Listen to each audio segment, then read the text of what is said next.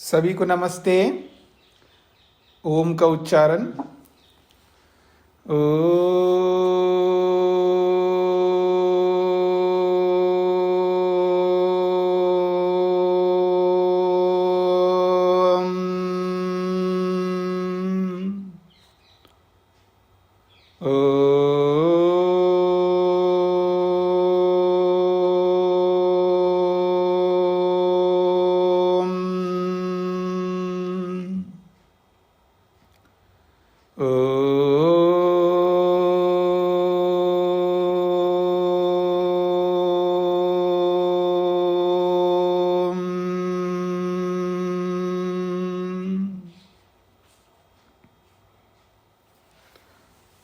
न्याय दर्शन की 208वीं कक्षा है।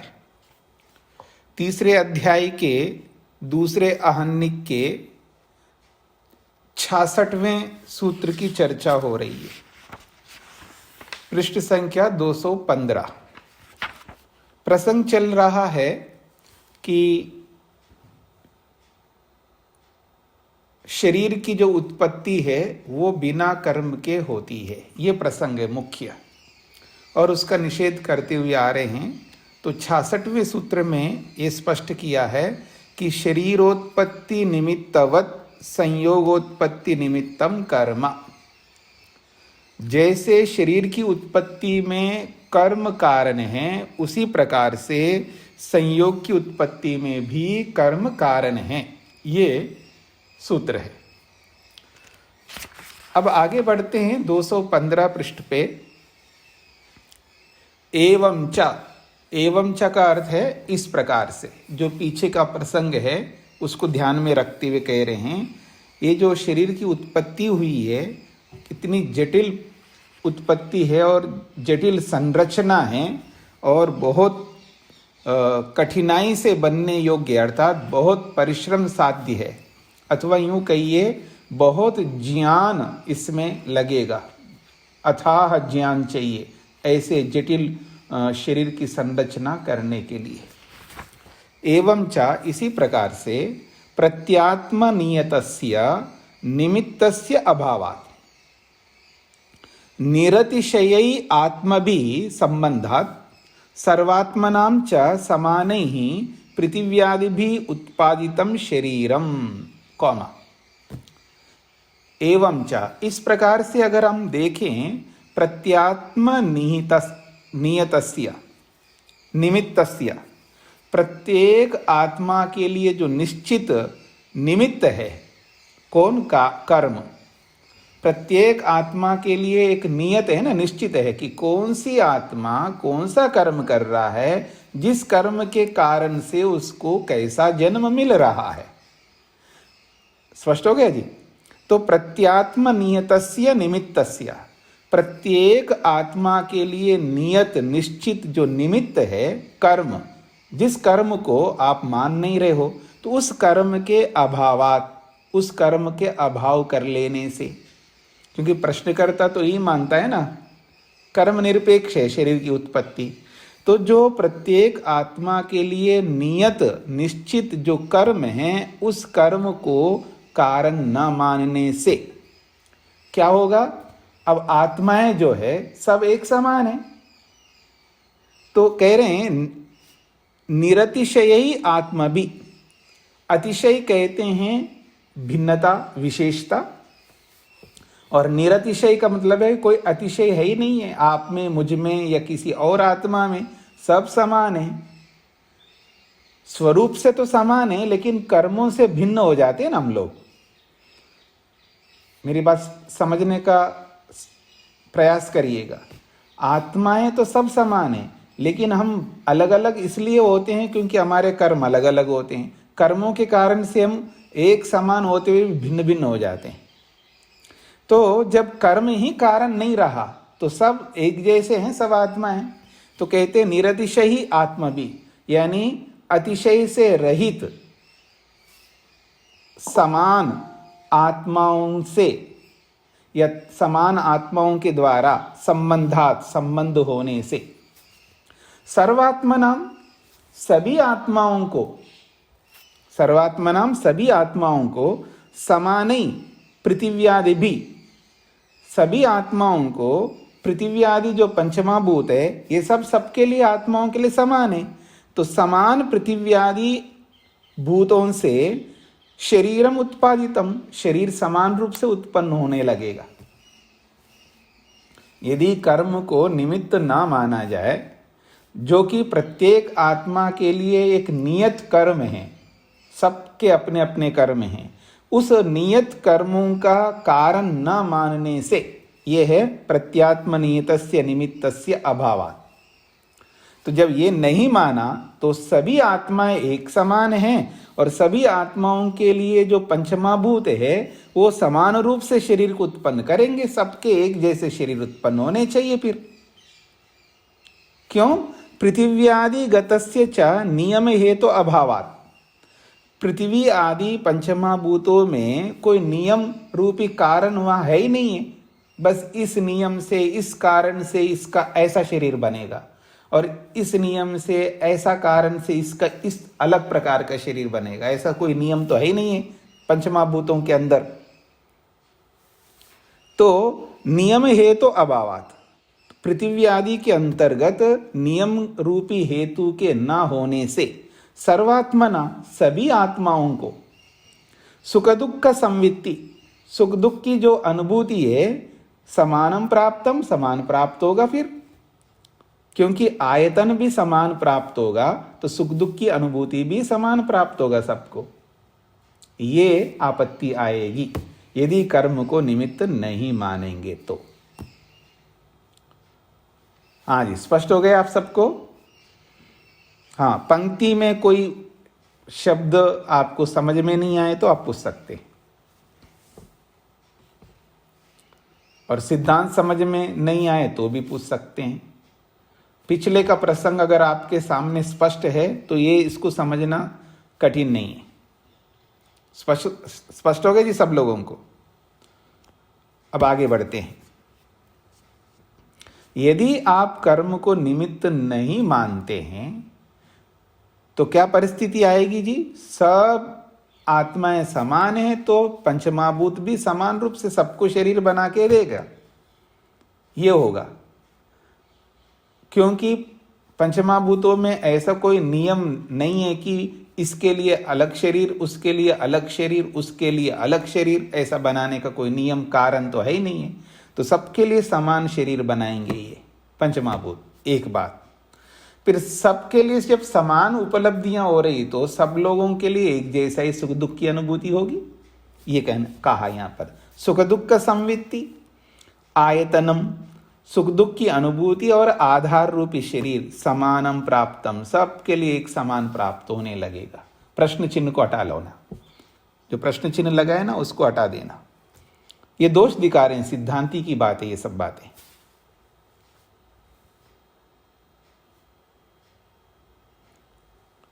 इसलिए हमें यानी आपको कारण मानना होगा, निमित्त मानना होगा, कर्म को मानना होगा। इसलिए कह रहे हैं यत्तु प्रत्यात्मम व्यवतिष्ठते, जो तो प्रत्येक आत्मा यत्तु जो तो प्रत्यात्मम प्रत्येक आत्मा के लिए व्यवतिष्ठते कर्म स्थित है, कर्म विराजमान है, और वही कर्म है शरीरोत्पत्ति निमित्तम, और शरीर की उत्पत्ति में वो निमित्त है। यत्तु कर्म, यत्तु कर्म, जो कर्म है ना, जो आगे कर्म लिखा है ना उसको यत्तु के साथ जोड़ना है। यत्तु कर्म, जो ये जो कर्म है प्रत्यात्मम व्यवतिष्ठते, प्रत्येक आत्मा के लिए व्यवस्थित है। हर कोई आत्मा अपना अपना कर्म करता है। इसलिए तत्र ऐसी स्थिति में शरीरोत्पत्ति निमित्तम, फिर वो शरीर की उत्पत्ति में कारण बनता है यही कर्म। व्यवस्था हेतु रीति विज्ञायते, और यही कर्म व्यवस्था का कारण बनता है। ये जो सारी व्यवस्था हुई है कि इसको ऐसी आंखें मिली, उसको वैसी आंखें मिली है, और उसका ऐसा नाक है, इसका ऐसा नाक है, उसके हाथ देखो कितने लंबे हैं, आजानुबाहु है, बहुत लंबे लंबे हाथ हैं, उसका ऐसा है, उसका वैसा है, जो भी है, ये सारी व्यवस्था जो है इसी कारण से है। इसी कर्म के कारण से, यही विज्ञायते, यही जाना जाता है। तो यत्तु कर्म, जो कर्म तो प्रत्यात्मम व्यवतिष्ठते, प्रत्येक आत्मा के लिए व्यवस्थित है, अलग अलग है, इसलिए शरीरोत्पत्ति निमित्तम, वो शरीर की उत्पत्ति में कारण है। और उसी कारण को ही यहाँ पर व्यवस्था के रूप में दिया है। व्यवस्था हेतु, ये जो जितनी भी व्यवस्था बनी हुई है अलग अलग शरीरों की, उस व्यवस्था का वो हेतु कारण बन रहा है कर्म, ऐसा विज्ञायते, जाना जाता है। स्पष्ट हो गया? परिपच्यमानो ही प्रत्यात्मनीतः कर्माशयो यस्मिन् आत्मनि वर्तते। कहते हैं यस्मिन् आत्मनि, जिस आत्मा में। अब यहां पर वाक्य को ध्यान देना, यस्मिन् आत्मनि, जिस आत्मा में कर्माशय, ये जो कर्माशय है, कर्माशय किसको कहा जा रहा है? धर्माधर्म को, जो फल को देने वाला कर्माशय। ये कर्माशय भी दो प्रकार का है, याद रखना। एक संस्कार रूप में कर्माशय है, जो फल नहीं देता है। क्या करता है वो संस्कार रूपी कर्माशय? आगे के नए कर्मों को उत्पन्न करने के कारण बनता है। जो हम राग से युक्त होकर के कर्म कर रहे हैं, द्वेष से युक्त होकर के कर्म कर रहे हैं, जो हमारी प्रवृत्ति हो रही है ना जिस किसी में भी, उसके पीछे कर्माशय कारण है, हमारे संस्कार कारण है। उन्हीं से प्रेरित होकर के हम लोग नए कर्म करते जा रहे हैं आज। वो कर्माशय अलग है, और ये जो कर्माशय बताया जा रहा है, ये कर्माशय फल देने वाला है। तो कर्मा, यस्मिन् आत्मनि कर्माशय वर्तते, जिस आत्मा में जो कर्माशय है, और वो प्रत्यात्मनीयता, प्रत्येक आत्मा के लिए निश्चित है, अलग अलग कर्माशय सबका। प्रत्यात्मनीयता कर्माशय, कर्माशय का विशेषण है प्रत्यात्मनीयता।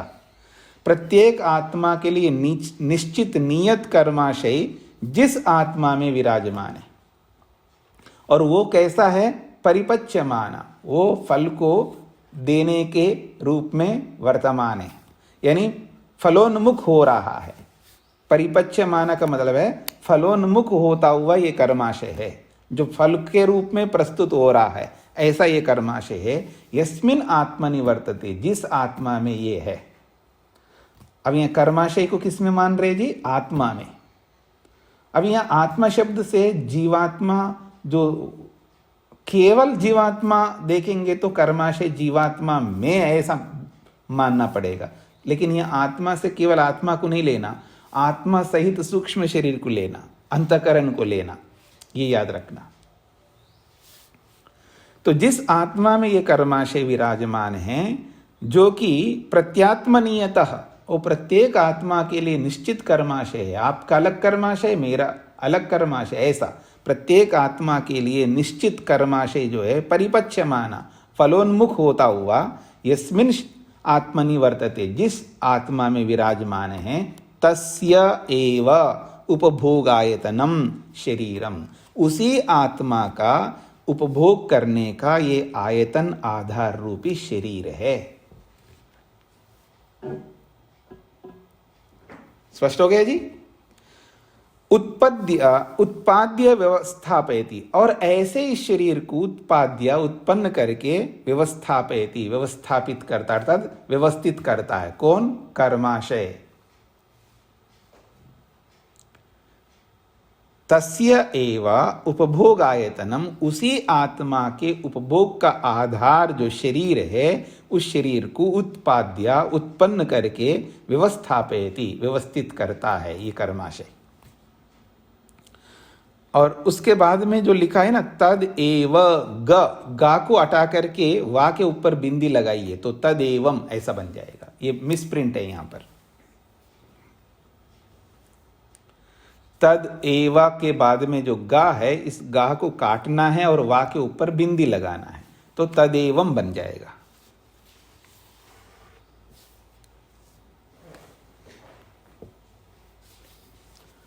तदेवं, इस प्रकार से शरीरोत्पत्ति निमित्तवत् संयोग निमित्तम कर्म इति विज्ञायते।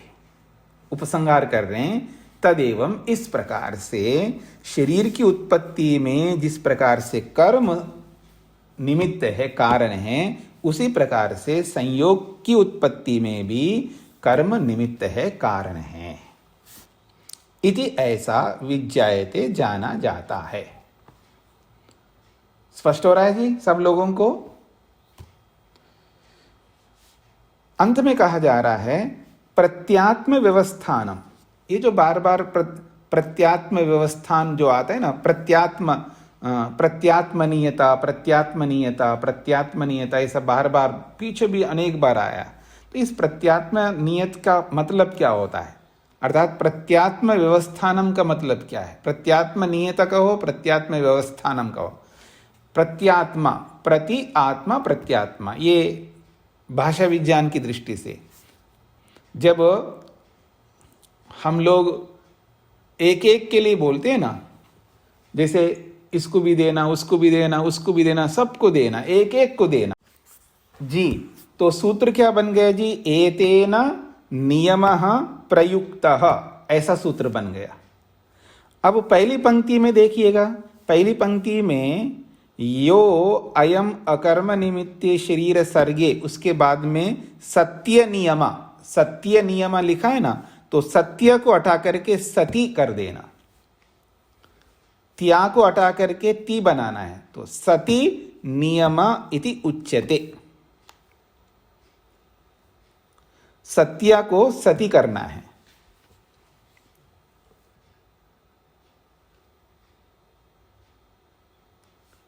तो सती नियम इति उच्यते।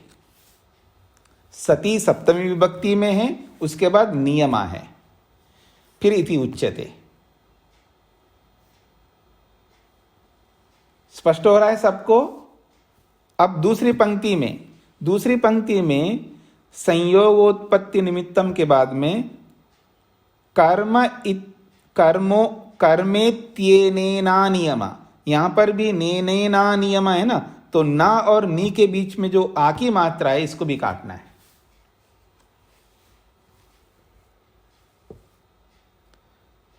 कर्मेत्येनेना नियमा जो है, यहां पर ना में जो आ की मात्रा है, इसको हटाना है।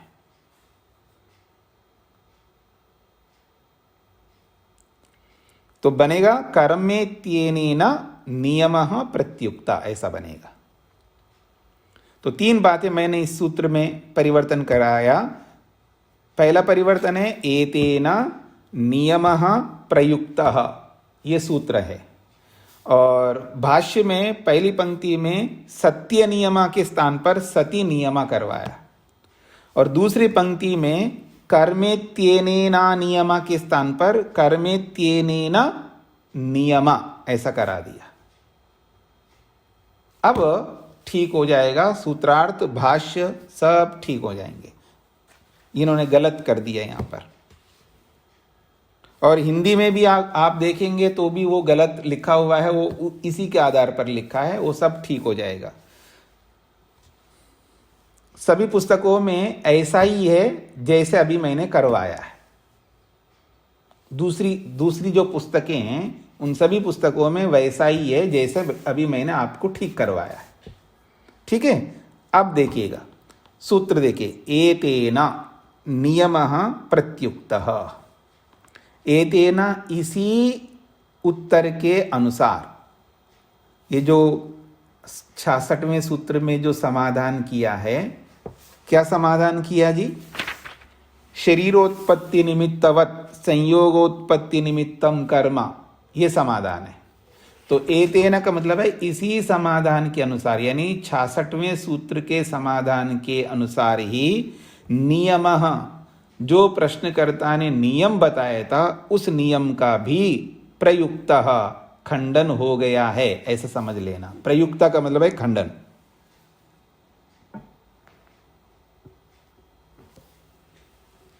अच्छा, ये प्रयुक्ता है प्रत्युक्ता है? ये प्रत्युक्ता होना चाहिए, इसलिए मेरे मन से प्रत्युक्ता आ रहा है। प्रत्युक्ता स्वामी जी मेरे में तो। हाँ ठीक है, प्रत्युक्ता, ठीक है, प्रत्युक्ता ही है जी, प्रत्युक्ता है। आपने प्रयुक्ता बोल दिया तो मैंने भी स्वीकार कर लिया, लेकिन प्रत्युक्ता होना चाहिए। सूत्र में तकार छूट गया, उसको जोड़ लीजिएगा, प्रत्युक्ता।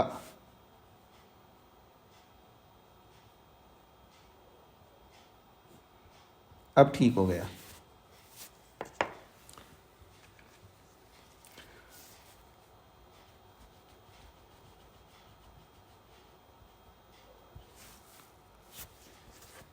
तो अब देखिएगा, एतेन नियमः प्रत्युक्तः, एतेन इस पूर्वोक्त 66वें सूत्र के समाधान के अनुसार, एतेन का अर्थ होगा, एतेन इस पूर्वोक्त 66वें सूत्र के अनुसार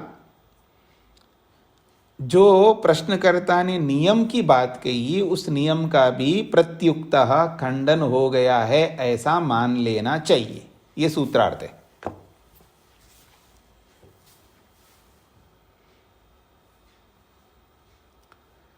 पूर्वोक्त समाधान के अनुसार नियम का भी खंडन हो गया है ऐसा समझ लेना चाहिए। ये संक्षेप सूत्रार्थ है।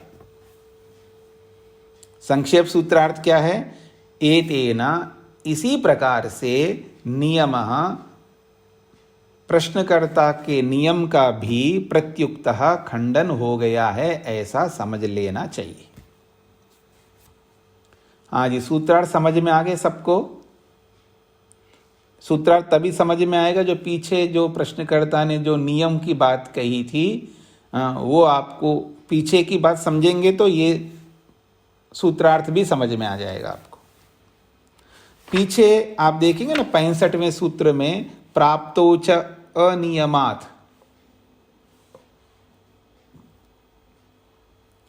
प्राप्तो च अनियमात्, ये सिद्धांति का सूत्र है। ये सिद्धांति का सूत्र जो है, अनियम की प्राप्ति हो रही है और आपके इस सिद्धांत से नियम की प्राप्ति होगी। इन दो बातों को समझ लीजिएगा। अकर्म निमित्तक सृष्टि को मानोगे, अकर्म निमित्तक सृष्टि को मानोगे तो नियम की प्राप्ति होगी। क्या नियम की प्राप्ति होगी? सबके लिए एक जैसे शरीर बनेंगे, ये नियम है। यही तो बताए थे पीछे। अकर्म निमित्तक सृष्टि मानोगे, अब कारण तो रहा नहीं है शरीर की उत्पत्ति में, तो फिर पंचमहाभूत क्या करेंगे? सबके लिए एक जैसा बनाएंगे वो। ये नियम की प्राप्ति होगी। पर हमारे को दिख क्या रहा है जी? हमारे को अनियम दिख रहा है। मतलब एक जैसा नियम नहीं दिख रहा है ना, हमारे सामने अनियम है। तो हमें अनियम की प्राप्ति हो रही है और आप नियम की बात कर रहे थे, इसलिए आपका वो जो नियम है उसका भी खंडन हो जाएगा इसी उत्तर से, 66वें सूत्र से। ये कहना चाह रहे हैं। अब समझ में आ गया आप लोगों को? अभी भी किसी को समझ में नहीं आए तो पूछ सकते हैं।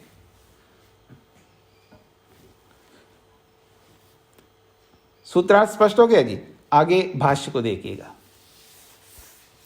यो अयम अकर्म निमित्ते शरीर सर्गे सति नियम इति उच्यते, उसी बात को स्पष्ट कर रहे हैं। यह जो प्रश्नकर्ता, अयम ये जो प्रसंग है, जिस शरीर की बात हो रही है, इसमें अकर्म निमित्ते शरीर सर्गे, बिना कर्म के शरीर की उत्पत्ति मानने पर, सति का मतलब पर अर्थ होता है। शरीर सर्गे सति, शरीर की उत्पत्ति मानने पर, यह सप्तमी विभक्ति का है। तो जो यह प्रसंग, जो शरीर की उत्पत्ति का प्रसंग है, इस प्रसंग को बिना कर्म के ही शरीर की उत्पत्ति मानने पर नियम इति उच्यते, नियम कहा जाता है। नियम बनता है फिर वहां पर। क्या नियम बनता है? सबके लिए एक जैसे शरीर बनेंगे, सबके लिए एक जैसी उपलब्धियां होंगी, ये नियम बन पाएगा। ये अर्थात यही नियम बनेगा यदि आप बिना कर्म के शरीर की उत्पत्ति मानते हैं। तो उसका खंडन हमने कैसे किया है? अयम शरीरोत्पत्ति निमित्तवत संयोगोत्पत्ति निमित्तम, ये जो शरीर की उत्पत्ति है, ये शरीर की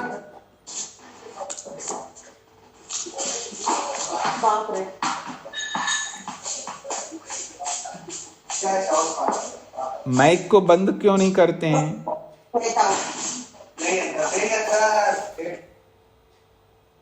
व्यवधान उत्पन्न मत करिए। हाँ जी, तो कहते हैं अयम शरीरोत्पत्ति निमित्तवत, ये जो शरीर की उत्पत्ति में अयम, ये जो कर्म कारण है, उसी प्रकार से संयोग की उत्पत्ति में भी कर्म कारण है। इससे जो हमने खंडन किया है, उसी खंडन से ये जो नियम प्राप्त हो रहा था, उस नियम का भी प्रत्युक्तः खंडन हो जाता है। स्पष्ट हो रहा है? माता सुदेश जी को क्या पूछना है? स्वामी जी नमस्ते जी, मैं ये पूछना चाहती हूँ, ये नियम तो ना हुआ ना, ये तो अनियम हुआ ना? हाँ, तो सिद्धांत पक्ष नियम में तो बुद्ध के कर्म के अनुसार मिलना, तो जब ये है कि एक से कर्म एक, मतलब वो तो फिर अनियम बना है ना ये। हाँ, मैं भी वही कह रहा हूं माता जी, सिद्धांत पक्ष में अनियम बनता है, प्रश्नकर्ता के पक्ष में नियम बनता है। ठीक है जी, हाँ, धन्यवाद। अगर कर्म को हटा दें तो नियम क्या बनेगा? सबके लिए एक जैसा बनेगा जो भी है, ये है नियम। और अनियम जो है वो मेरे लिए अलग शरीर बन रहा है, आपके लिए अलग शरीर बन रहा है, आपके लिए अलग शरीर, कोई नियम ही नहीं है। नियम क्यों नहीं है? क्योंकि वह कर्म कारण बन रहा है। नियम के ना होने में कर्म कारण है, और नियम के होने में कर्म कारण नहीं है। यही तो प्रसंग चल रहा है हमारा। तो इसलिए कह रहे हैं, ये जो शरीरोत्पत्ति निमित्तवत संयोगोत्पत्ति निमित्तम, ये जो सूत्र बना करके जो खंडन किया है, यही खंडन इस नियम का कर रहा है, ये कहना चाह रहे हैं इस सूत्र से। अब स्पष्ट हो गए आप सब लोगों को? अब प्रश्नकर्ता ने प्रश्न पूछा है, कस तावदयम नियम, आखिर आप ये जो नियम बोल रहे हो, ये आखिर है क्या ये नियम? तो कस तावद अयम नियम, ये नियम क्या चीज है? तो कहते हैं, नियम बता रहे हैं, यथा एकस्य आत्मना शरीरम तथा सर्वेषाम इति नियम, वही बात दोहरा दिया उन्होंने। जैसे यथा का मतलब जैसे, एकस्य आत्मना शरीरम, जैसे एक आत्मा को जैसा शरीर मिला है, वैसा ही सर्वेषाम, वैसा ही सबको मिलेगा। कोई चेंज नहीं होना चाहिए। सब गोरे तो सबको गोरे बनाना है, हाँ ये याद रखना। सब काले तो सबको काले बनाना है, सब नाटे तो सबको नाटे बनाना है, सबके एक जैसा, हर अंग हर चीज एक जैसी होनी चाहिए। तो यथा एकस्य आत्मन शरीरम, जैसे एक आत्मा को शरीर मिला है, तथा वैसा ही सर्वेषाम, सबके लिए वैसा ही मिले, इति नियम है, इसी को नियम कहते हैं। और हमारे को दिख क्या रहा है? अन्यस्य अन्यथा, अन्यस्य अन्यथा इति अनियमो। और अनियम क्या होता है जी? अन्यस्य अन्यथा, एक के लिए अलग शरीर है, अन्यस्य अन्यथा, और दूसरे के लिए अलग शरीर है, इसी को अनियम कहते हैं। और ये भेद है, यही व्यावृत्ति है, यही विशेष है। इसको विशेष कहो, इसको व्यावृत्ति कहो, इसको भेद कहो, इसको अनियम कहो। स्पष्ट हो रहा है सभी को?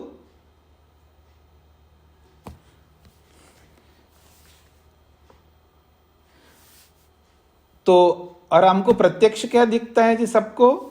कहते हैं दृष्टा से जन्म व्यावृत्ति, और हमको स्पष्ट दिखता है जन्म की व्यावृत्ति। हाँ जी, वेद प्रिया जी, ये व्यावृत्ति क्या होती है? नियम। हाँ जी, नियम। हाँ, नियम मत बोलिए, अनियम। व्यावृत्ति कहो, अनियम कहो, भेद कहो, विशेष कहो, एक ही बात है। ये परीक्षा के लिए मैंने पूछा आप लोग आपसे, तो यही तो बताया ना, पर नियम क्या होता है वो बता दिया, और अनियम क्या होता है ये बता दिया यहां पर। तो हमें संसार में नियम दिख रहा है या अनियम दिख रहा है? तो कहते हैं अनियम दिख रहा है। दृष्टा से जन्म व्यावृत्ति, जन्म की व्यावृत्ति देखी जा रही है, सबको प्रत्यक्ष ही है। अब आपके दिमाग में, पहले आप मेरी ओर देखिए सब लोग, पहले जब कोई शब्द आते हैं उन शब्दों को दिमाग में बिठाना पड़ता है, उन शब्दों के मीनिंग को, नहीं तो आप आगे चल कर के परेशान होते रहेंगे। इसलिए मैं ये बात कहना चाह रहा हूं, नियम क्या होता है बता दिया था ना। नियम क्या होता है, एक आत्मा को जैसे शरीर मिला ऐसे सब आत्माओं को वैसे शरीर मिलना चाहिए, ये है नियम। अब अनियम क्या होता है, तो एक को अलग शरीर है, दूसरे को अलग प्रकार का शरीर है, तीसरे को और अलग प्रकार का शरीर है, ये क्या है, ये अनियम है। इसी अनियम को भेद कहते हैं। अब सुनिए मेरी ओर देखिएगा, इसी अनियम को भेद कहते हैं और इसी भेद को व्यावृत्ति कहते हैं और इसी व्यावृत्ति को विशेष कहते हैं। स्पष्ट हो गया अब आप लोगों को। अच्छा, विशेष क्या है जी, मैं आपसे पूछूं विशेष क्या है और सामान्य क्या है, क्योंकि विशेष आते ही सामान्य आ जाएगा। तो सामान्य क्या है, सब एक जैसे, यानी सबके शरीर एक जैसे, ये सामान्य होगा। विशेष का मतलब आपका अलग, मेरा अलग, तीसरे का अलग, चौथे का अलग, ये विशेष हो गया। अच्छा, व्यावृत्ति का मतलब क्या होता है, भिन्न भिन्न। व्यावृत्ति का मतलब है अलग अलग, और अव्यावृत्ति का मतलब है अलग अलग नहीं, सब एक जैसा। और भेद और अभेद, भेद का मतलब अलग अलग और अभेद का मतलब एक जैसा। तो इसको अभेद कहो या इसको अनियम कहो, इसको व्यावृत्ति कहो, इसको विशेष कहो, एक ही बात है।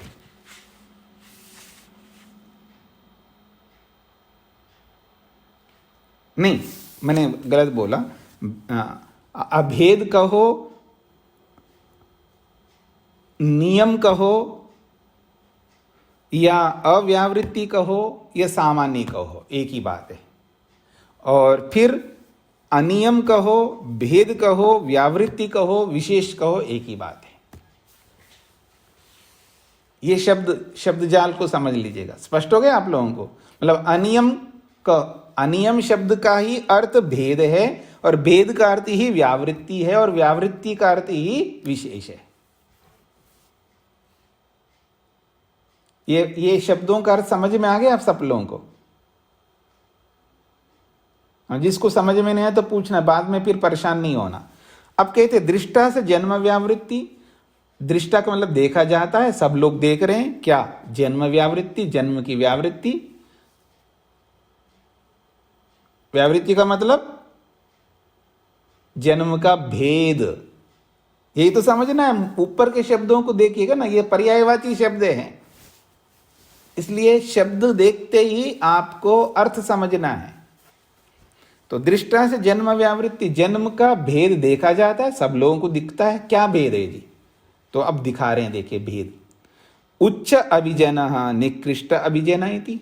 कोई उच्च कुल में पैदा हो रहा है और कोई निकृष्ट अभिजना, कोई निम्न कुल में पैदा हो रहा है। पैदा होते ही उसको सब चीजें समझ में आ रही होती है, उसको सब व्यवस्थित हैं। उच्च कुल का मतलब ही है उसको सारी शिक्षाएं मिल रही है, सारे संस्कार मिल रहे हैं, सब कुछ व्यवस्थित हो रहे हैं उसके जीवन में। और निकृष्ट अभिजना, निकृष्ट जगह पैदा होता है तो कोई संस्कार नहीं, उत्तम संस्कार नहीं, वहां पर उत्तम परिवेश नहीं, उत्तम खान पान नहीं है, उत्तम विचार नहीं है, कुछ नहीं है, वो निकृष्ट जन्म है।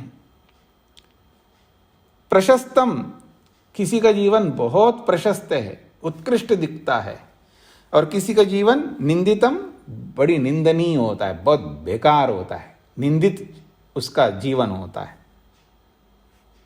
और व्याधि बहुलम, और किसी किसी का शरीर व्याधियों से ही, मतलब ये रोग है जी शरीर में, ये रोग भी है, वो भी है, और 50 रोगों को लेकर के ढो रहा है व्यक्ति शरीर को। तो व्याधि बहुलम शरीरम, उसका शरीर कैसा है जी, व्याधि बहुल है, रोगों से युक्त।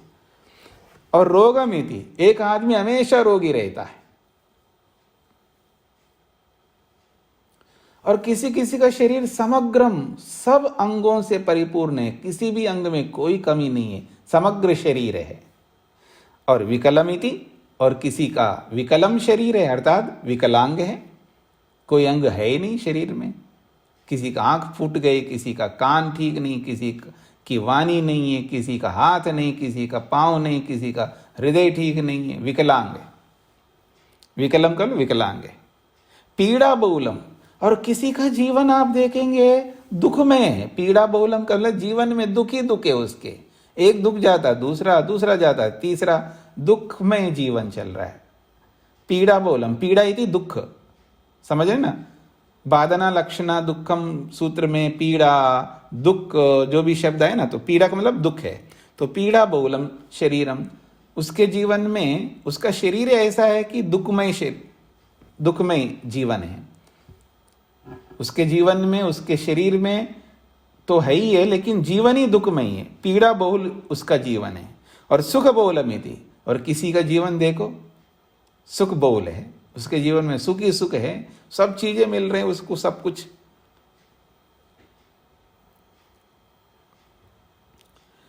अब आगे देखिएगा, पुरुषातिशय लक्षणोपन्नम, ये तो सामान्य बातें बताई, अब विशेष बात बताई जा रही है। पुरुषातिशय लक्षणोपन्नम, पुरुषातिशय का मतलब है पौरुष, शरीर के अंदर एक उत्कृष्ट पौरुषता है, अर्थात उत्कृष्टता है। तो पौरुष उत्कृष्ट के सूचक लक्षणों से युक्त है, यानी शरीर के अंदर उत्कृष्ट लक्षणों से युक्त शरीर है। जैसे आजानुबाहु होता है ना, लंबे लंबे हाथ, लंबे लंबे कान, या लंबी लंबी आंखें, ठीक है जी, क्या नाक है उसका, ऐसा। तो ये है पुरुष अतिशय लक्षणोपन्नम शरीरम। पुरुष के अतिशय का मतलब उत्कृष्ट, पुरुष का मतलब शरीर, मनुष्य का शरीर या आत्मा का शरीर करिए, पुरुष का मतलब है ये आत्मा। तो आत्मा के अतिशय यानी उत्कृष्ट, उत्कृष्ट के सूचक, लक्षण का मतलब है सूचक, तो उत्कृष्ट के सूचक लक्षणों से युक्त है, ऐसा कहिएगा। यानी उत्कृष्ट अंगों से युक्त लक्षणों वाला शरीर है उसका। अथवा विपरीतम, इससे विपरीत है, आजान बाहु लंबे लंबे है, इसके हाथ तो बहुत छोटे हैं, इसका जो हाइट है बिल्कुल एकदम 5 फुट का नहीं है, 4.5 फुट का है ये। अब देख लो कैसा होता है वो आदमी। विपरीतम, एक तो होता है लंबा 6 फीट का है, 6.5 फीट का है, 6.5 फीट तो बहुत ज्यादा होता है, 6 फीट का है, ठीक है। तो लंबा व्यक्ति है, हाथ भी लंबे लंबे हैं, नाक भी ठीक है, आंखें भी ठीक है, यह है पुरुषातिशय लक्षणोपन्नम शरीरम। और विपरीतम उसके बिल्कुल विपरीत है, एकदम बेकार सी आंखें, बेकार का नाक, बेकार के हाथ, मतलब उससे कोई विशेष कुछ दिख नहीं रहा है, उसके शरीर बहुत ऐसे ही बना हुआ है। फिर आगे कह रहे हैं प्रशस्त लक्षणम, उत्कृष्ट लक्षणों वाला शरीर है। मतलब बोलते हैं ना, किसी आदमी को आप देखेंगे भगवान ने इसका शरीर फुर्सत से बनाया है, ऐसा लगता है, ठीक है ना। इसको कहते हैं प्रशस्त लक्षणम शरीरम। मतलब किसी की शरीर की बनावट ही देखेंगे ना आप, तो उसको देखने से ऐसा लगता है वाह भगवान ने क्या कमाल कर दिया है उस आदमी को, मतलब कितने उसके पुण्य कर्म होंगे, उसको ऐसा शरीर मिला है। किसी किसी के शरीर को आप देखेंगे तो आपका ऐसे दिखेगा। फिर कहते हैं निंदित लक्षणम इति, इसका विपरीत है ये निंदित लक्षणम। आप कहते हैं ना वो अष्टावक्र, अष्टावक्र का नाम सुना होगा आपने, ये है निंदित लक्षणों वाला शरीर। लेकिन उस अष्टावक्र के जीवन में शरीर तो निंदित है, लेकिन उसके साथ में पता नहीं वो कौन से जन्म का कर्म होगा उसका बचा हुआ, साथ में बड़ी विद्वत्ता पांडित्य लेकर के आया। शरीर बेकार है लेकिन पांडित्य उसके अंदर विलक्षण का था। तो ऐसे भी होता है, किसी किसी को ऐसे भी होता है। तो ये सब कर्मों का खेल है, याद रखना। तो निंदित लक्षणों वाला शरीर है। पटु इंद्रियम, जिसकी आप देखेंगे किसी किसी की इंद्रियां पटु होती है, अर्थात बहुत तीक्ष्ण होती, तीव्र होती हैं, बहुत दूर तक उसको, मतलब वो 100 साल का हो गया उसका कोई चश्मा ही नहीं लग रहा है। आप देखेंगे ना 100 साल का हो गया उसका बिना चश्मा के सब पढ़ रहा है, निकट का दूर का हर चीज का। यह है पटु इंद्रियम।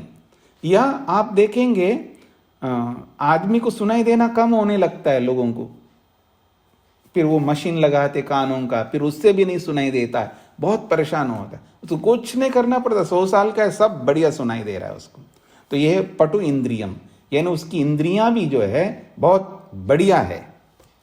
मृदु इंद्रियम, और हम लोगों की इंद्रियां कैसी है जी? मृदु है। देखो चश्मा लग गया, ठीक है ना, हाँ, दूर की दिख नहीं रहा है किसी को पास का नहीं दिख रहा है, किसी कुछ नहीं है, किसी, हमारी इंद्रियां हैं मृदु अर्थात कम शक्तिशाली है। ये सब हमारे अपने पिछले जन्मों के कर्मों का खेल है। ये तो कुछ बातें हमने बताई जी आपको, बाकी सूक्ष्मश्च भेदो अपरिमेय, और सूक्ष्म भेद देखेंगे, सूक्ष्मश्च भेदा, बहुत सूक्ष्म भेद आप देखेंगे, वो अपरिमेय, असंख्य भेद होंगे। ये तो मोटे मोटे भेद बता दिए हमने यहाँ पर शरीर के अंदर, और सूक्ष्म भेद देखेंगे तो जिसकी कोई गणना नहीं कर सकते। ये है अपरिमेय अर्थात अनकाउंटेबल भेद हैं, सूक्ष्मता से देखेंगे शरीर को। तो इतने सारे भेद भी हमारे को पागल कर देंगे। ये जितने भेद हमने देखा है, इतना भेद भी हमें पागल करेंगे। हाँ जी, इसमें ये जो है ना, उच्च अभिजना को हटा दो, प्रशस्तम को हटा दो। शुरू से देखिए, जन्म व्यावृत्ति से देखिएगा, उच्च अभिजना को हटा दो, प्रशस्तम को हटा दो, ठीक है, समग्रम को भी हटा दो, सुख बहुलम को भी हटा दो, पुरुषातिशय लक्षणोत्पन्नम को हटा दो, प्रशस्त लक्षणम को हटा दो, पटु इंद्रियम को हटा दो। फिर देखना, फिर देखो बाकी चीजें। और ऐसा आप में से कौन चाहेगा? मैं तो बिल्कुल नहीं चाहूंगा जी, ऐसा मैं बिल्कुल नहीं चाहूंगा। अब की बात नहीं, अगले जीवन में ये शरीर छूटेगा, उसके बाद जो मिलने वाला है मेरे को, उसमें ये जो स्थिति गिनाया, ये मैं नहीं चाहता, आंतरिक इच्छा है मेरी। हम आप मेरे से बिल्कुल है क्या? आप अलग बिरादरी के हैं, आपकी भी यही इच्छा रहेगी जैसी मेरी इच्छा है। आप यही चाहेंगे ना, आप भी यही चाहेंगे, मैं भी यही चाहूंगा। लेकिन क्या करना होगा हम सबको? अब जैसा जी रहे हैं ऐसे जीने को बदलना होगा। जैसा आज हम जी रहे हैं, अभी तक जैसा हमने जिया है, इस जीने की तरीके को हम सबको हटाना होगा। अपनी सारी जो योजनाएं बदलनी होंगी हमारी, आपकी जो भी योजना है, मेरी, सबकी, हम सबकी जो योजना है ना, 5 साल के बाद ये करूंगा, वहां करूंगा, ये करूंगा, वो पता नहीं क्या क्या योजना बना रखी, सब योजनाओं को बदलना होगा, सब विचारों को बदलना होगा, और यहां जो बताया जा रहा है वैसे चलना होगा।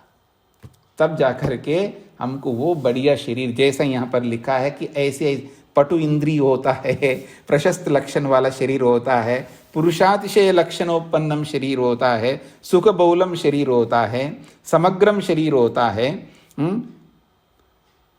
उच्च अभिजना वाला शरीर होता है। ये प्राप्त करने के लिए हमको आमूल चूल परिवर्तन करना होगा। आज करो, कल करो, जब भी करो, करना है हम सबको।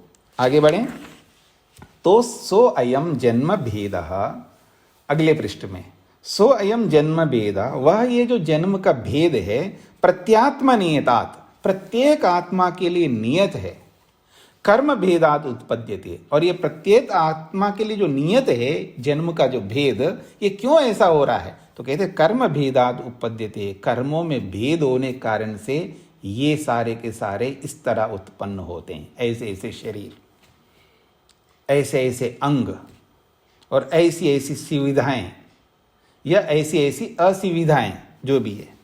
असति कर्म भेदे प्रत्यात्मनीयते निरतिशयित्वाद आत्मनाम समानत्वाच्च पृथिव्यादिगतस्य नियम हेतु अभावात् सर्वं सर्वात्मनाम प्रसज्येत। अब ये कहना चाह रहे हैं, असति कर्म भेदे, अगर कर्मों का भेद ना हो, तो जब कर्मों का भेद ही नहीं है, अर्थात कर्म को कारण माना ही नहीं है, तो क्या होगा? प्रत्यात्मनीयते, प्रत्येक आत्मा के लिए निश्चित है, क्योंकि निरतिशयित्वाद आत्मनाम, आत्मा जो है निरतिशय है, सब समान है, और कर्मों का भेद नहीं हमारे साथ जुड़ा हुआ नहीं, तो समानत्वाच्च, और सबके लिए एक समान कारण होने से, और पृथिव्यादिगतस्य नियम हेतु अभावात्, पृथ्वी आदि जो पंचमहाभूत हैं, जो हमारे शरीरों को बनाने वाले हैं, उनके अंदर कोई हेतु, कोई ऐसा कारण, कोई नियम है ही नहीं है, उस नियम का भी अभाव है। तब क्या होगा? सर्वम सर्वात्मनाम प्रसज्जेता, सब सबके लिए प्राप्त होगा। सर्वम सर्वात्मनाम प्रसज्जेता, तो सब सबके लिए प्राप्त होगा। सब सबके लिए प्राप्त होगा का मतलब है सबके अच्छे शरीर है तो सबके, मतलब मेरा अच्छा शरीर है तो सबके लिए अच्छे शरीर होगा, या मेरा बुरा शरीर है तो सबके लिए बुरा शरीर होगा। सब सबके लिए होगा, भिन्न भिन्नताएं नहीं होंगी, फिर सब चीज सबके लिए होगा, क्योंकि वह कर्म कारण तो है ही नहीं है। इसलिए कह रहे हैं सर्वम सर्वात्मनाम प्रसज्जेता, सब कुछ सबके लिए होगा। यानी पंचमहाभूतों में जो जो गुण हैं, जो जो कमियां हैं, पंचमहाभूतों में गुण भी और दोष भी है ना, प्रत्येक वस्तु में गुण दोष होते हैं, तो सारे गुण आप सबको मिलेंगे, सारे दोष भी सबको मिलेंगे, सब सबके लिए समान होंगे। ये है सर्वम सर्वात्मनाम प्रसज्जेता, ये बनेगा। ये कब बनेगा? कर्म निरपेक्ष मानेंगे शरीर की उत्पत्ति तब। न तो इदम इत्थम भूतम जन्म, पर हमारे जन्म ऐसा तो हो नहीं रहा है एक जैसा समान। तस्मात, इसलिए अकर्म निमित्ता शरीरोत्पत्ति, तस्मात न अकर्म निमित्ता शरीरोत्पत्ति, इसलिए अकर्म निमित्त शरीर की उत्पत्ति नहीं है, अर्थात कर्म निमित्त ही शरीर की उत्पत्ति है। स्पष्ट हो गया? अब कह रहे हैं, अब उपसंहार की ओर ले जा रहे हैं। उपपन्नश्च तद्वियोगः, तद्वियोग, तद शब्द से शरीर, शरीर का वियोग भी सिद्ध होता है। हाँ, उपपन्नश्च तद्वियोग, च का मतलब और एक बात है, जो मिला है सबको, हम सबको शरीर को। अब मैं आपको दुख देने वाला हूं, याद रखना, अब दुख की घड़ी आ गई है। उपपन्नश्च तद्वियोगा, अब जो जो हमारा शरीर हमारे पास में है, जिस शरीर में बैठे हुए हम लोग पढ़ रहे हैं, लिख रहे हैं, समझ रहे हैं, उपपन्न सिद्ध होगा क्या? वियोगा, एक दिन आने वाला है, एक दिन, बस वो एक दिन आने वाला है, इस शरीर का वियोग होगा। क्यों वियोग होगा? तो कहते हैं कर्म क्षयोपत्ति, कर्मों का विनाश होने से। जो हमने कर्म किए हैं, हाँ, जिन कर्मों के कारण से जो फल मिल रहा है, जब वो कर्माशय ही समाप्त हो जाएगा तो शरीर का वियोग हो जाएगा। जिन कर्मों के फल स्वरूप में शरीर मिला है, वो कर्म समाप्त हो गया तो फिर शरीर कैसे रहेगा जी? तो इसलिए कह रहे हैं कर्म क्षयोपत्ति, कर्म के क्षय होने से ही तद वियोग, उस शरीर का भी वियोग हो जाएगा। कर्म निमित्ते शरीर सर्गे तेन शरीरेण आत्मनो वियोगः उपपन्ना। ये तो उपपन्नश्च तद वियोग, कर्म क्षयोपत्ति, ये तो वार्तिक है, ये यहां तक वार्तिक है ना, उपपन्नश्च तद वियोग कर्म क्षयोपत्ति, ये वार्तिक है। अब इसी को आगे खोल करके समझा रहे हैं। कर्म निमित्ते शरीर सर्गे, कर्म को शरीर की उत्पत्ति में कारण मानने पर, तेना, उस कर्म के द्वारा, शरीरेना आत्मनो वियोगा, शरीर के द्वारा आत्मा का वियोग भी उपपन्ना सिद्ध हो जाता है। कस्मात, क्यों ऐसा होता है जी? उस शरीर के साथ आत्मा का वियोग सिद्ध होता, अर्थात शरीर में आत्मा हमेशा नहीं बना रहेगा, वियोग होगा। क्यों ऐसा होता है? तो कहा है कस्मात, क्यों ऐसा हो रहा है? तो कर्म क्षयोपत्ति, कर्मों का क्षय की सिद्धि होने से, अर्थात कर्म समाप्त होते हैं इसलिए। उपपद्यते खलु कर्म क्षय, ये तो बिल्कुल सिद्ध होता है, कर्मों का नाश होता ही है, कर्म समाप्त होते हैं। सम्यक दर्शनात्, कर्म कैसे समाप्त होते हैं उसका भी उपाय बता रहे हैं, याद रखना। हाँ, अब देखते हैं हम में से कौन है अपने कर्मों का क्षय करना चाहते हैं। अब आपकी परीक्षा की घड़ी आ रही है, कहते हैं कैसे कर्म क्षय हो जाते हैं? तो कहते हैं सम्यक दर्शना, सम्यक दर्शन करने से, तत्वज्ञान होने से, यथार्थ बोध करने से, समझदारी को लाने से कर्मों का क्षय हो जाएगा।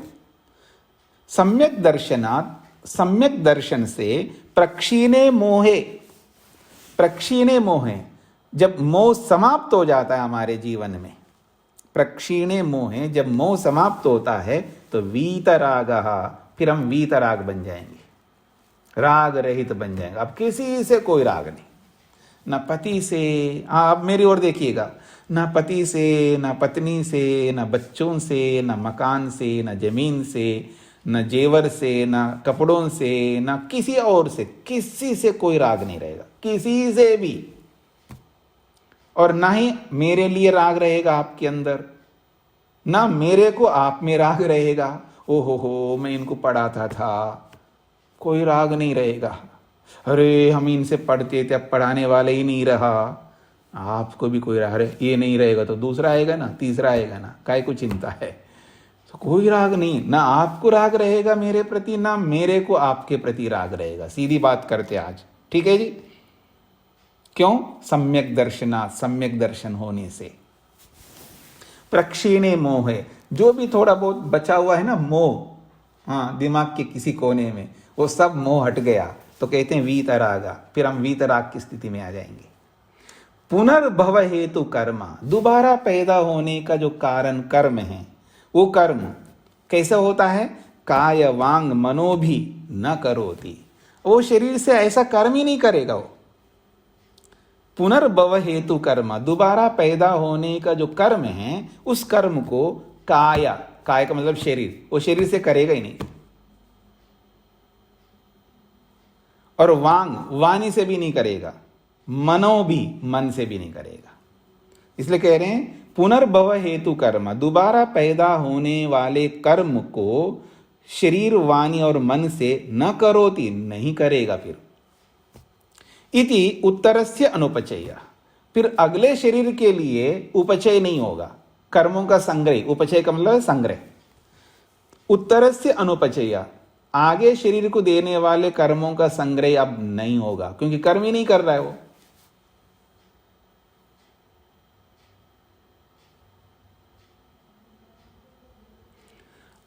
और पूर्व उपचितस्य विपाक प्रतिसंवेदनात् प्रक्षया, और पूर्व जो हमने कर्मों का संग्रह किया था उसका फल भोग भोग करके उसका नाश कर दिया।